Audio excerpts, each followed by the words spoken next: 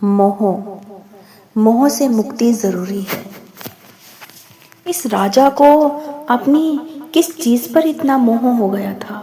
गुरुदेव ने राजा को ऐसी शिक्षा दी कि आज राजा अपने राज्य की रक्षा करते हुए अपने राज्य के लिए एक राजा अच्छा साबित हुआ है।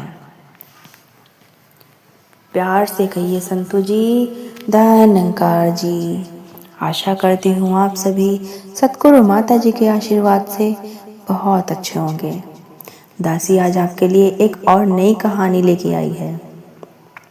आज की कहानी का विषय है संत की राजा को सीख। तो चलिए संतु जी, आज की इस कहानी का आनंद लेते हैं और सीखते हैं कि हमें इससे क्या शिक्षा मिलती है।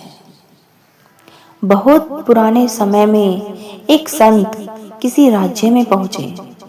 वहां के राजा ने उनका आदर सत्कार किया और उनके लिए महल में वही सभी सुख सुविधाएं उपलब्ध कराई जैसी स्वयं राजा अपने लिए इस्तेमाल करता है। संत ने बिना किसी विरोध के वह व्यवस्था स्वीकार कर ली और कुछ दिनों तक महल में ही रहने लगे।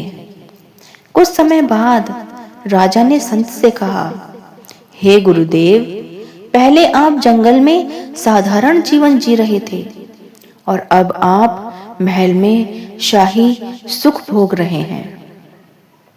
अब तो हम दोनों समान हो गए हैं। राजा को लगा कि सुख सुविधाएं मिलने से संत का जीवन भी उसके जैसा हो गया है। संत मुस्कुराए, लेकिन उस समय उन्होंने राजा को कोई उत्तर नहीं दिया। अगले दिन संत ने राजा से कहा, हे राजन, आज हम दोनों जंगल में चलते हैं और कुछ दिन वहीं रहकर ध्यान और साधना करते हैं। संतो जी, राजा संत की बात मान गया और दोनों जंगल की ओर निकल पड़े। जब वे गहरे जंगल में पहुंचे तो संत ने कहा कि अब हम दोनों समान स्थिति में हैं, इसलिए अब हम यहीं रुकेंगे और साधना करेंगे। संतो जी, यह सुनकर राजा घबरा गया और बोला, हे गुरुदेव, मैं जंगल में नहीं रह सकता। मेरे राज्य का काम प्रभावित हो जाएगा, मेरी व्यवस्था बिगड़ जाएगी। वह वापस महल लौटने की बात करने लगा। इतने में संत ने शांत स्वर में समझाया कि राजन, व्यक्ति का स्तर उसकी बाहरी स्थिति से नहीं बल्कि उसकी आंतरिक स्थिति से तय होता है। आपका मन सुख सुविधाओं और मोह में बंधा हुआ है, इसलिए आप जंगल में नहीं रह सकते, जबकि मेरा मन इनसे मुक्त है, इसलिए मैं महल में रहकर भी भक्ति कर सकता हूँ और जंगल में रहकर भी भक्ति कर सकता हूँ। संतो महापुरुषों जी, संत ने आगे कहा कि यदि कोई व्यक्ति जंगल में रहकर भी लोभ, क्रोध और मोह में डूबा रहे तो उसका तप करना व्यर्थ है, और यदि कोई ग्रस्त में रहते हुए भी अपने मन को संयमित रखे, मोह माया से दूर रहे, तो वही सच्चा योगी, सच्चा संत कहलाता है। राजा को यह बात गहराई से समझ में आ गई कि वास्तविक सुख, शांति और आनंद बाहरी साधनों से नहीं बल्कि मन की स्थिति से मिलता है।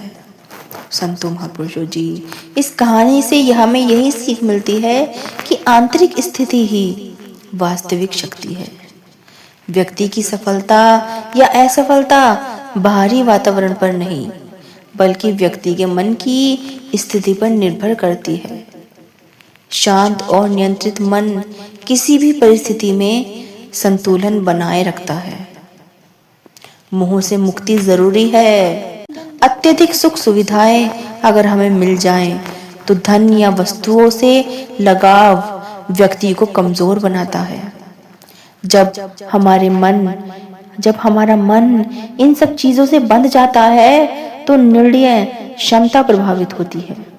इसलिए किसी भी चीज का हमें ज्यादा मोह नहीं रखना चाहिए। जैसे कि राजा जंगल में असहज था, जबकि संत दोनों जगह समान रूप से रह सकते थे। इसका कारण दृष्टिकोण का अंतर है। जीवन में बदलाव बाहरी नहीं बल्कि आंतरिक सोच से आता है।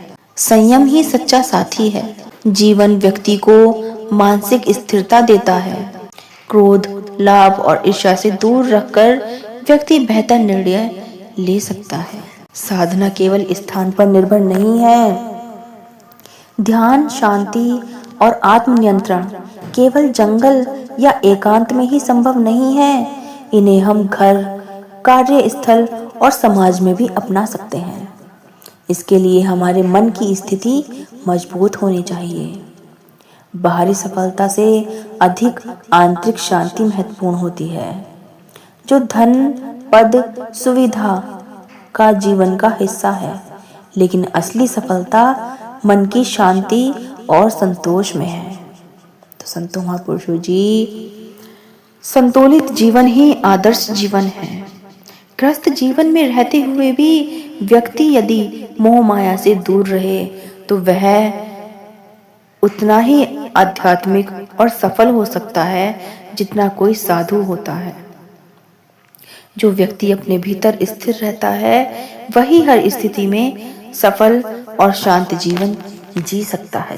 संतों महापुरुषों जी, यह साखियां आपको कैसी लगी? दासी को कमेंट में जरूर बताएं और दासी के चैनल को लाइक, शेयर, सब्सक्राइब कीजिए। दासी आपके लिए और अच्छी साखी लेके आएगी। प्यार से कहिए संतों जी, धन्यकार जी।